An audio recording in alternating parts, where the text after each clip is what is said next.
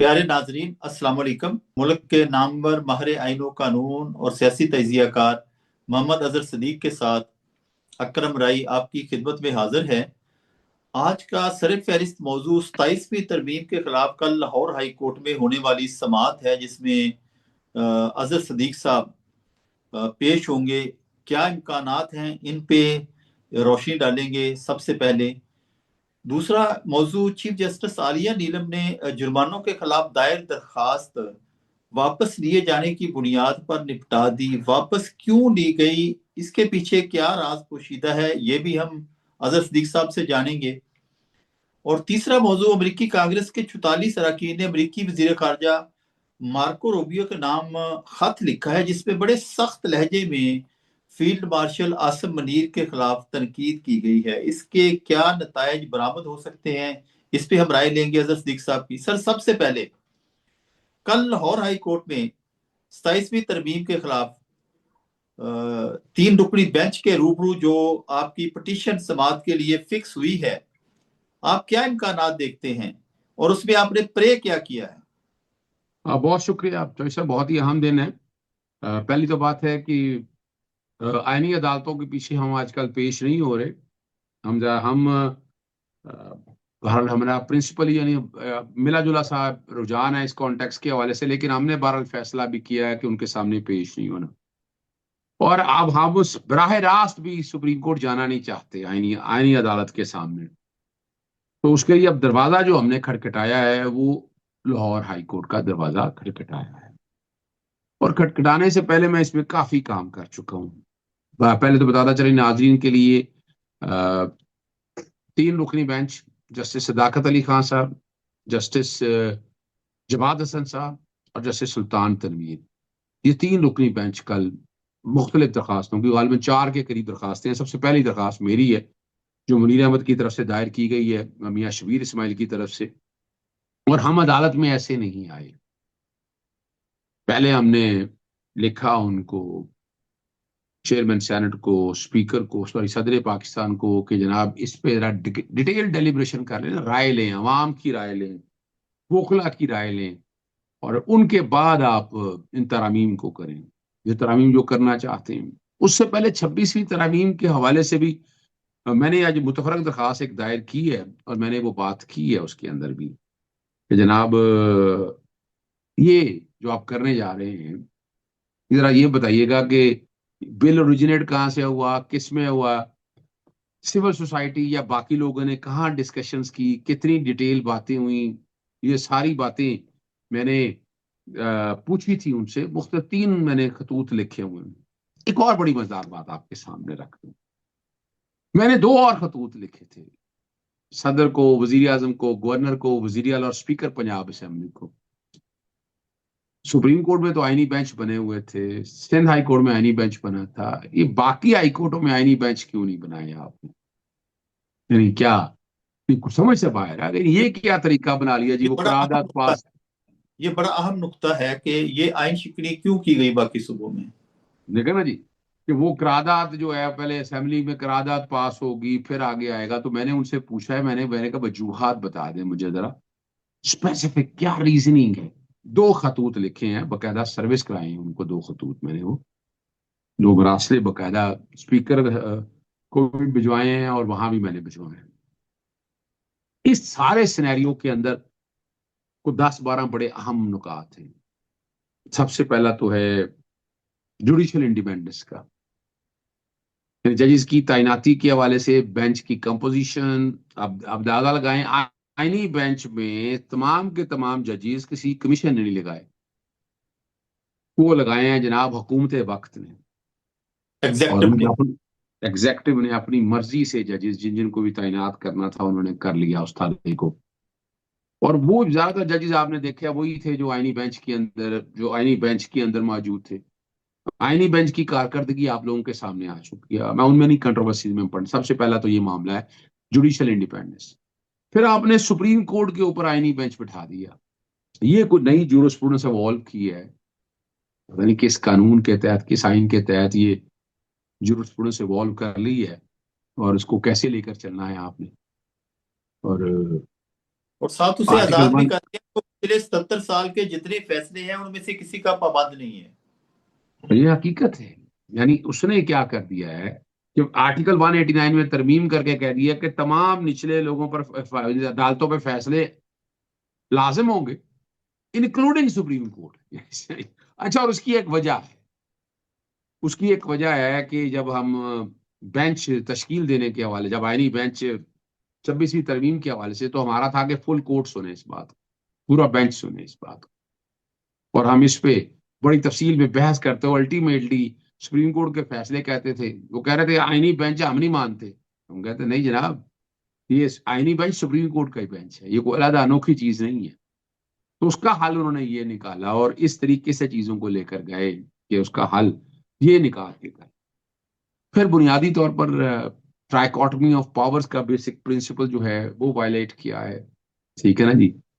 پھر basic structure جو ہے آئین کا، جس کی اساس، جس کی بنیاد پر یہ آئین بیٹھا ہوا ہے، اس کا. پھر یہ آئین ساز اسمبلی نہیں تھی. کیا یہ آئین میں ترمیم کرنے کے لیے یہ چیزیں ساری لے کر آئی تھی؟ ٹھیک ہے نا جی. کیا یہ آئین میں ترمیم کر کے، یعنی ایسے تو نہیں ہوا میں بات تو نہیں نہ کرنی نا.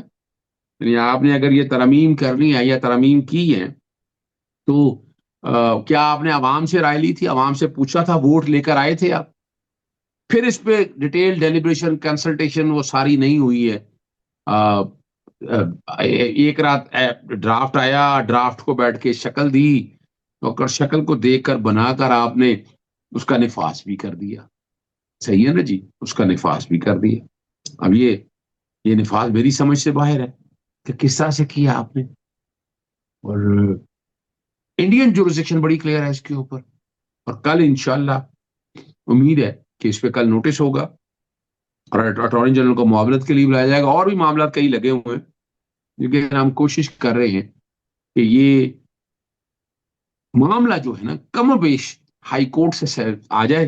اور ہائی کورٹ میں اگر ہم جیتتے ہیں یا ہم ہارتے ہیں، اگر ہم ہارتے ہیں تو اس کی اپیل فائل کریں گے، اگر ہم جیتتے ہیں تو گورنمنٹ اب آئے گی سارے معاملے میں. باہر آرام سے نہیں بیٹھ رہے، خاموش نہیں بیٹھ رہے، آواز اٹھاتے رہیں. یہ اس پہ ایک اہم نقطہ جو یہ ذہن میں ابھرتا ہے کہ آئینی عدالت میں تو آپ سپریم کورٹ کے پچھلے 77 سال کے فیصلوں میں سے کوئی کوٹ نہیں کر سکتے. 27ویں ترمیم میں لکھ دیا گیا وہ ان کی باؤنڈ نہیں ہے. کیا ہائی کورٹ میں بھی آپ پیش نہیں کر سکتے؟ نہیں، ہائی کورٹ میں تو دیکھیں نا، وجہ ہے کہ وہ 201 آرٹیکل کے تحت نا وہ سپریم کورٹ اور وفاقی آئینی عدالت کے فیصلے پابند ہوں گے. لیکن بڑی مزیدار بات یہ ہوگی کہ ایک ایشو کے اوپر آپ کی سپریم کورٹ کا فیصلہ ہے اور وفاقی آئینی عدالت کا فیصلہ ہے، تو وہ سپریم کورٹ کا نہیں ماننا، اس نے وفاقی عدالت کا ماننا ہے. آپ سمجھنے میری بات کو؟ وفاقی آئینی عدالت کا ماننا ہے، سپریم کورٹ کا نہیں ماننا. جب اس بارے میں اگر دو متضاد رائے ہوں گی، آئینی بینچ نے کچھ کہا اور سپریم کورٹ نے کچھ کہا، تو سپریم کورٹ کا نہیں آئینی بینچ کا فیصلہ جو ہے نا وہ مانا جائے گا. لیکن سر کل آپ جب سماعت میں یا کسی بھی مرحلے میں آپ پچھلے فیصلے یہ نا ان کو ان کی سائٹیشنز دیتے ہیں تو وفاقی آئینی عدالت کی سائٹیشن تو صفر ہے ابھی. تو وہ کیسے دے گیا؟ نہیں دیکھیں نا، وہ تو ایک علیحدہ ایشو ہے نا. ابھی فی الحال سپریم کورٹ کے کانٹیکس کے حوالے سے فیصلے آئیں گے، لیکن آپ آنے والے دنوں میں دیکھیں گے نا کہ وہ انٹرپریٹیشن سپریم کورٹ کے فیصلوں سے ڈیویٹ کر کے اپنی انٹرپریٹیشن دیں گے. جب وہ ایسی انٹرپریٹیشن دیں گے وہ ہوگا، اس میں تو کوئی شک نہیں ہے کہ ابھی کوئی فیصلہ موجود نہیں ہے، لیکن آنے والے دنوں میں فیصلے آ جائیں گے. آپ بے فکر رہیے گا، کوئی دور کی بات نہیں ہے، دل دورست نہیں ہے. کے طور پر سر یہ کہہ رہا تھا کہ آپ لاہور ہائی کورٹ کی سطح پہ اگر اپنے دلائل میں فیصلہ آپ کے حق میں ہے یا مخالف قرآن اور سنت کے کوئی دلائل جو ہیں وہ آپ کے وہ فیصلے میں آ جائیں، فیصلہ جو بھی ہو، تو پھر یہ بڑی مزیدار سچویشن ہوگی کہ وفاقی آئینی عدالت قرآن اور سنت کے جو سائٹیشنز ہیں ان کو کیسے رد کرتی ہے؟ کیا کہیں گے؟ بڑا مشکل ہو جائے. دیکھیے میں پھر آپ بتانا چلوں آپ کے، اور وہ ڈیفینیٹلی میں جب ڈیٹیل میں آرگومنٹ شروع ہونے ہیں تو اس میں بالکل یہ ایک ایک چیز میں لے کر جاؤں گا. ایک ایک بحث ہوگی، آپ بے فکر رہیے گا. امیونٹی کے حوالے سے بھی بات ہوگی، باقی چیزوں کے حوالے سے بھی بات ہوگی، اور ہم ایک ایک ڈسکشن کریں گے کورٹ کے اندر انشاءاللہ العزیز. اللہ تعالیٰ آپ کو اس کیس میں کامیابی سے نوازے اور امید کی کوئی کرن جو ہے وہ عوام کو، وکلا کو نظر آئے سر یہ چیف جسٹس عالیہ نیلم نے جرمانوں کے خلاف جو آرڈیننس جاری ہوا تھا اس کے خلاف بڑا سخت آرڈر پاس کیا، اور جس دن آرڈر پاس کیا اسے 2-3 دن پہلے اسی دن اسلام آباد میں ایک بڑا ہی یعنی کہ نا دردناک واقعہ ہوا کہ جسٹس آصف کے بیٹا اپنے 2 دوستوں کے ساتھ لینڈ کروزر پہ جا رہا تھا، اوور سپیڈ تھا، انڈر ایج تھا، لائسنس نہیں تھا، اس 2 بچیاں جو ہیں وہ ان کو کچل کے اس نے قتل کر دیا۔ یہ توقع یہ تھی کہ باقی یعنی کہ نا ہائی کورٹوں میں بھی اس کے حوالے سے کوئی سخت قسم کے نا اقدامات کیے جائیں گے، لیکن چیف جسٹس عالیہ نیلم کی عدالت سے یہ درخواست ہی واپس لے لی، تو درخواست ہندانے، یہ کیا ہوا سر؟ شاہی صاحب بنیادی طور پر تو یہ جب آئینی معاملہ ہے وہ انہوں نے لائن ہی غلط لی تھی، وہ صرف جرمانے عائد کرنے کو خالی چیلنج کیا تھا انہوں نے، اور چیف جسٹس صاحبہ جی ریٹرنس، سختی، اس طرح کی بہت سی باتیں ساری کہہ کے وہ سارا رپورٹ ہوا ہے، وہ میں دہرانا نہیں چاہتا۔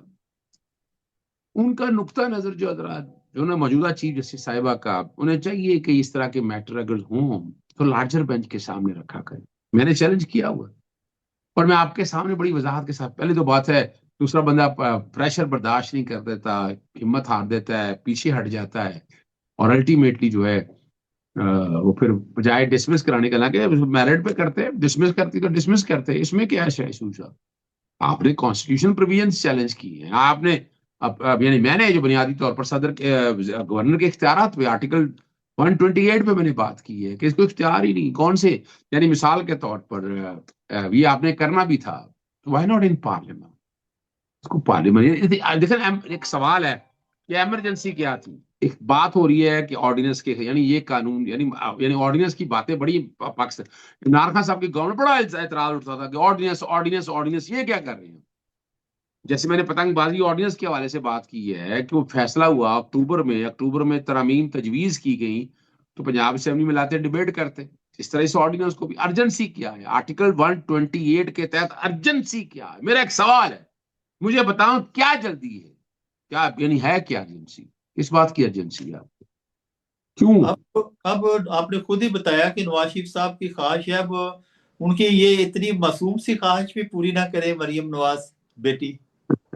شاہی صاحب ہمارے یہاں مسئلہ یہ ہے، عوامی لیڈر ہو نا تو عوام کا خیال پہلے آتا ہے۔ اگر بہادر شاہ ظفر جیسے لیڈر ہوں تو اپنی ذات کا خیال آتا ہے، اپنی لڑے تھڑوں عیاشیوں کا خیال آتا ہے، آپ نے لیکن ہماری ہسٹری کے اندر یہ چیزیں سیٹل ڈاؤن ہو چکی ہوئی ہیں۔ کہاں سلطان ٹیپو، ٹھیک ہے نا جی، اور سب سے بڑی بات ہے کہاں ہمارے خلفائے راشدین، اگر دیکھیں آپ غور کریں تو اپنی ذات کے حوالے سے کوئی بتا دے انہوں نے اپنی خواہشات کو کبھی مقدم رکھا ہو؟ نہیں رکھا، اور یہی وجہ ہے پھر دین آگے بڑھا۔ ان معاملات میں یہاں کا پڑھنا ہے، یہاں تو ذاتی خواہشات ہے، مجھے اقتدار مل گیا ہے، میں جو مرضی کروں، جس طرح مرضی کروں، میری مرضی۔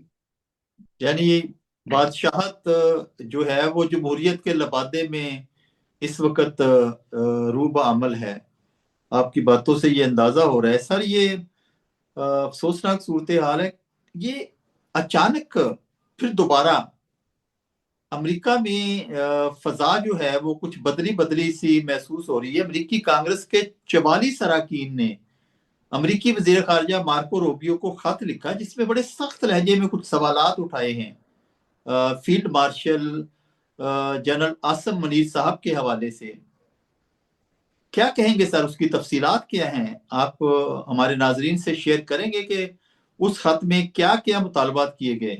دیکھیے، میں نے ایک بات جو سب ماضی میں آپ کو یاد رکھنا ہے، ہم نے پہلے بھی ایک پروگرام میں کئی دفعہ ہم نے بات کی ہے کہ امریکہ جو ہے نا، اس کی پالیسی کوئی مسلم نواز پالیسی نہیں ہے، تاریخی طور پر اٹھا کر دیکھ لیں، یہودی نماز پالیسیز تو ہیں، اسرائیل نماز پالیسیز تو ہیں، کسی جگہ کئی جگہ ہندو نماز پالیسی بھی ہے، مسلم نماز پالیسیز نہیں ہے۔ ہمیں جو غلط فہمی ہے نا یہاں کیا ہونا ہے، کس طرح ہونا ہے، ٹھیک ہے نا جی، انہوں نے سخت وارننگ تو دے دی ہے نا، 44 اراکین نے تنقید کی ہے، ٹھیک ہے نا جی، فیلڈ مارشل عاصم منیر صاحب پر اوپر انہوں نے، اور امریکی شہریوں کے خلاف دباؤ، وہ جو طریقہ کار نہیں ہے ایف آئی او کو پیچھے ڈال دیا، یا میرا خیال ہے وہ ساری کارروائیوں کو سامنے رکھتے ہوئے اب کوشچن بڑا واضح طور پر ہے، 2024 کے انتخابات، باقی سخت پابندیاں، وہ ساری چیز، یعنی یہ ساری چیزیں تو پہلے بھی ہوتی رہی ہے نا۔ عمران خان کی آربیٹری ڈیٹینشن کے اوپر پوری پارلیمان نے قرارداد پاس کی تھی، کیا ہو گیا؟ ٹھیک ہے نا، کچھ لوگ تو اس پہ بڑا کہہ رہے ہیں پتہ نہیں بڑا اثر ہونا ہے، کس بات کا اثر ہونا ہے؟ ان 44 اراکین کی حیثیت کیا ہے؟ چلیں فرض کریں یوں مان لے ہے، ان کی حیثیت کیا ہے؟ پالیسیز تو پینٹاگون نے دینی ہے، پینٹاگون نے بیٹھ کر سارا امپلیمنٹ کرنا ہے، پینٹاگون سمجھتا ہے اس کو کچھ نہیں۔ اب تو بہت سی ایسی باتیں میرے دوست نے بہت واضح طور پر بتایا تھا برطانیہ کے اندر کہ عمران خان صاحب کی جان شدید خطرے میں ہے، اور فار نمبر آف ریزنز مجھے 2 مہینے پہلے کا پتا، بلکہ اس سے زیادہ دیر کا پہلے کا پتا ہے۔ اور دیکھیں وہ بڑے بڑے نعرے لگائے اس نے، اگر کسی اگر قوم کے طور پر مقابلہ کرنا ہے تو عمران خان صاحب کو باہر ہونا چاہیے تھا، فرنٹ لیڈ کرنی چاہیے تھی کہ آپ کھڑے ہو سکتے، ایک آدمی کھڑا ہو رہا ہے اس نظام کے خلاف۔ لیکن نظام کا ایشو نہیں ہے یہاں اور ہی مسائل ہیں، اور ان مسائل کو سامنے رکھتے اس کے مطابق چیزیں چل رہی ہیں، یہ سمجھنا ہے آپ نے، یہ سمجھنے کے لیے بہت ضروری ہے۔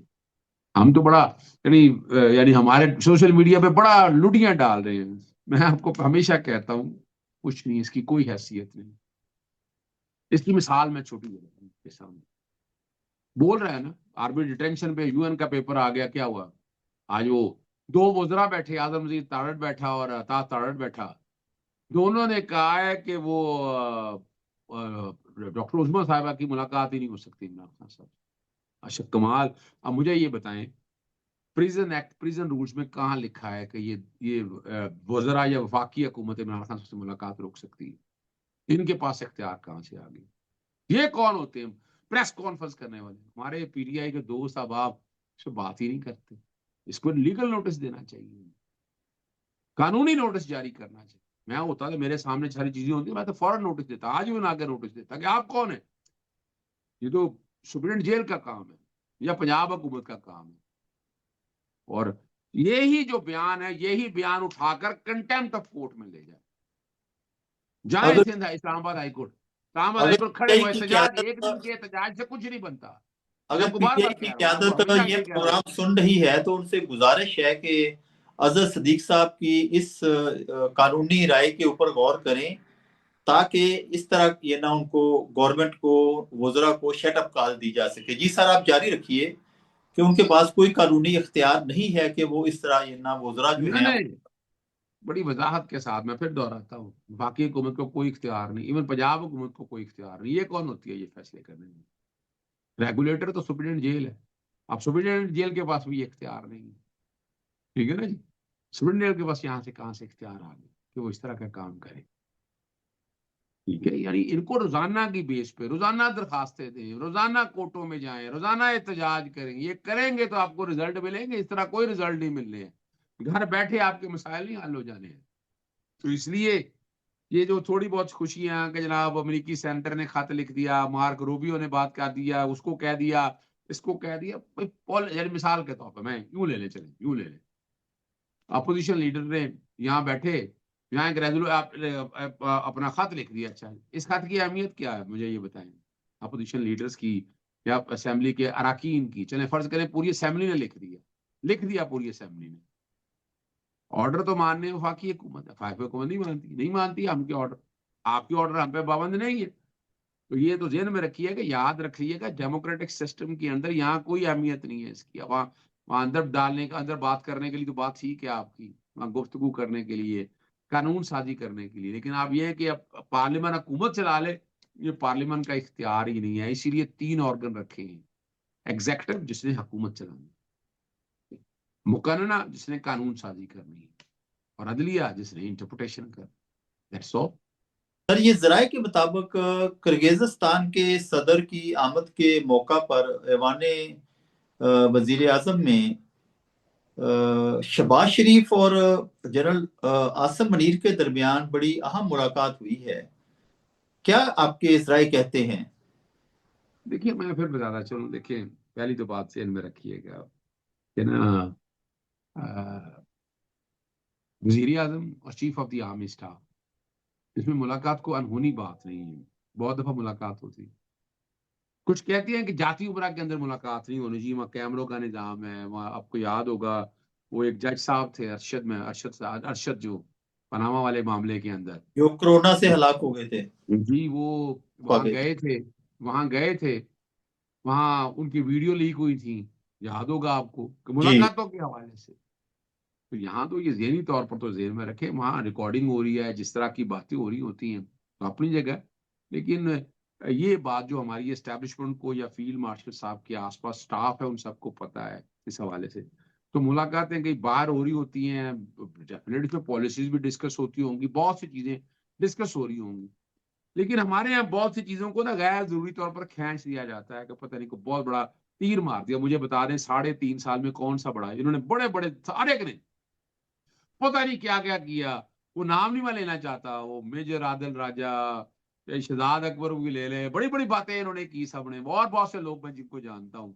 کیا ہے، کیا گراؤنڈ پہ کیا ہے سمجھنا نا، گراؤنڈ پہ کیا باتیں آپ بتا دیں یار. باتیں تو آپ لوگوں کے سارے سامنے، تو یہ باتیں ہوتی رہتی ہیں، چلتی رہتی اس ہیں. ملاقات کی اہمیت شاید اتنی نہ ہوتی اگر یہ نوٹیفکیشن والی بات بیچ میں نہ ہوتی. ٹائمنگ بڑی اہم ہے. میں پھر بتاتا چلوں، میں نے آپ کو پہلے بھی کہا تھا میں نوٹیفیکیشن والے مسئلے میں کچھ نہیں سمجھتا. دیکھیے ایک بات یہ گورنمنٹ نے جب فیصلہ کر لیا ہے کہ وائس چیف جو ہے نا، چیف آف ڈیفینس فورسز کی مرضی سے لگنا ہے. تو میں نے آپ کو بتایا تھا کہ انٹرنل اپنا ایئر فورس یا نیوی کے کانٹیکس میں آپس میں تھوڑے سے کو مسائل ہوں تو وہ اپنی جگہ ہے، لیکن موڈیلٹیز کا مسئلہ ہے، کچھ اور ایشوز ہیں. یعنی اس میں شہباز شریف کی کیا مجال ہے، چلے میں سیدھا کہتا ہوں اس کی مجال کیا، نوکر کی تے نخرا کی نہیں.